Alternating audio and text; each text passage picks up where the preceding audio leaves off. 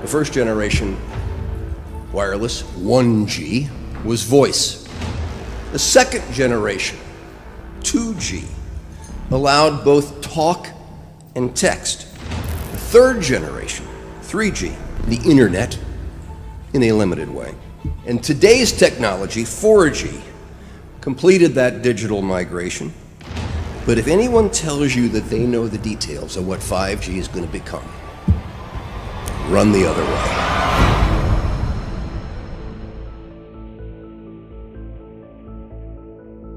The more I know, the more I realize how little I actually know.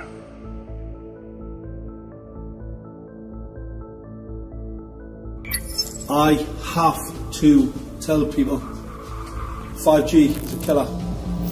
I'm Mark Steele, anybody who hasn't heard me. I'm a weapons systems head-up display expert, one of the leading experts in the world. I've actually brought cover in relation to this, and the reason I became an expert was to invent it. What I'm going to say to you today, do not believe a single word I say. Not one. I want you to do your own research. You'll find it's absolutely terrifying. Pay attention to what is really going on. Pay attention to the Internet of Things, what it is, what it's doing, where it's going. Pay attention to the automation. Pay attention to the 5G towers that are still going up everywhere. Wireless radiation has biological effects, period. And these effects are seen in all life forms: plants, animals, insects, microbes.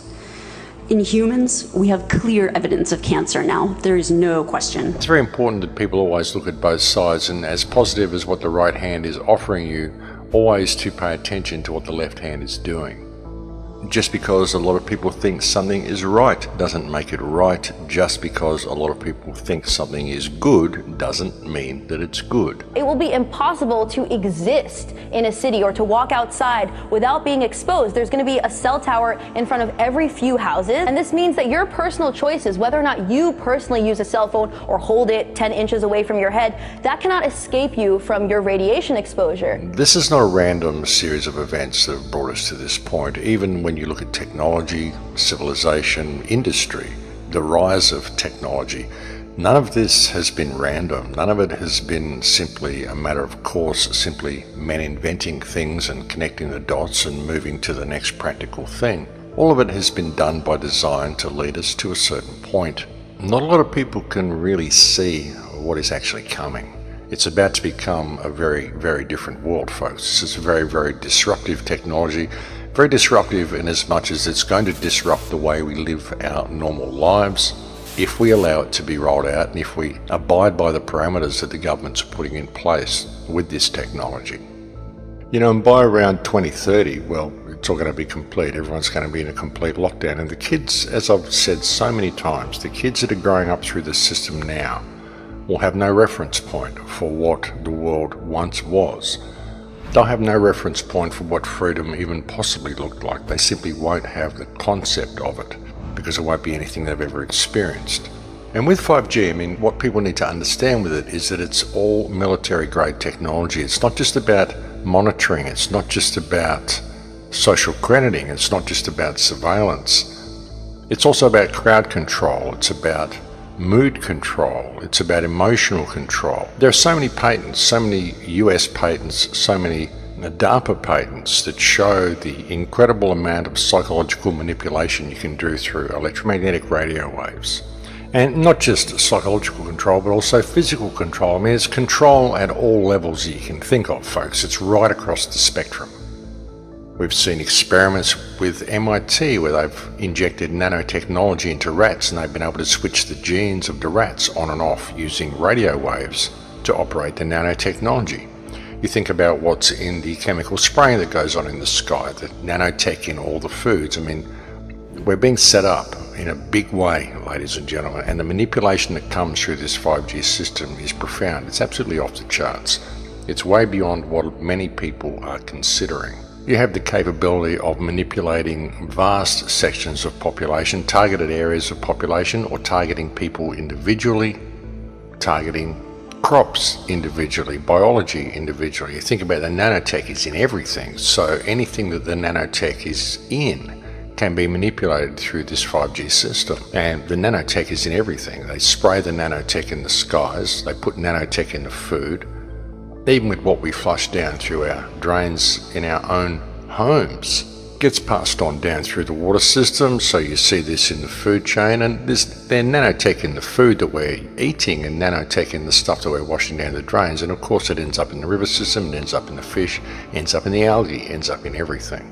With all of the stuff that they're feeding us about fast communications and good downloads and good connection speeds and all of this sort of stuff, that's the secondary application of all of it, or even the third application of all of it, because ultimately this is military grade technology, and what it's about is control, and ultimately it's a weapons system. You know, it's a surveillance system and a weapons system. You can have people under surveillance and then you can weaponize it and target certain individuals for elimination or whatever, heart attack, cancers, whatever you want to do to them.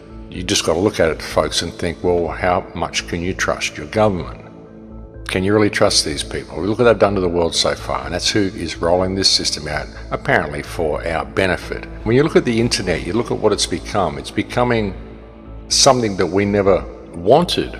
I mean, we wanted the internet there so we could have access to information, we could have fast communication with each other, but now it's becoming a digital barrier between us and reality. It's becoming something that we must interface with in order to access the real world around us. And all of our information is being removed from us and put onto what they're calling cloud computing now. They're even saying that soon you won't be able to get hard drives for your machines. You won't need hard drives because everything will be on the cloud. And all that means is that it doesn't exist anymore. It's up there in cyberspace and you don't actually have access to it on your own computer. So you can't have access to your own things. You've got to keep them on the cloud, which means you can be locked out of all of your stuff at any time. That's what it's about. I mean, I know people that have uploaded their photos to video host programs and then suddenly they get locked out and they need to verify who they are in order to access their own stuff. I mean, this is ridiculous, folks. They do all this sort of stuff and they say it's for your security. We're locking you out of the system because you've changed location for the day, and so we don't think you're who you are, so we need access to all your devices and your cell phones and everything we can get to try to track you and triangulate you and get everything we can on you before we're going to let you have access to your own things again. That's what they do, and they call it security. It's not keeping you safe. It's keeping tabs on you and making sure they can lock you out at any opportunity, and they're just kind of showing you that they can do that, and you're agreeing with it by going along with it.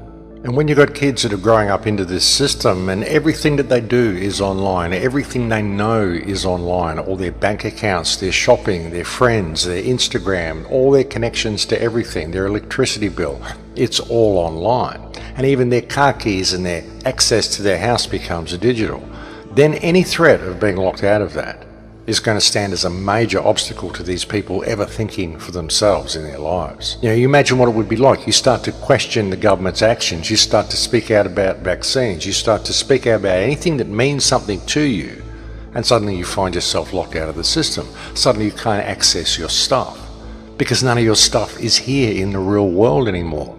It's all been moved into the virtual world because that's what we're doing. We're removing our access to everything around us by creating this digital interface between us and the real world, and any threat of being locked out of that interface is going to be a totally complete system of absolute control.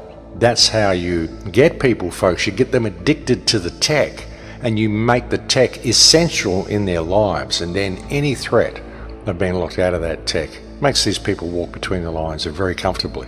And these people will do anything the powers that believe they be tell them to do. And that may seem like a bit of a drastic scenario to be outlining, but it's true, folks, because we won't have access to all the things that we normally do if we don't comply by the rules that the government tells us, simply because we've transferred everything we normally do over into a virtual world. And the virtual world is not the real world, and when you transfer real life items into the virtual world, you lose them. This is what we're doing with everything, and it isn't even a matter of choice. We're just being led this way, and most people don't even notice what's happening, but it is happening. The internet is becoming the most important thing in the human experience because it controls everything else in the human experience. That's where the choice is. That's where the choice lies.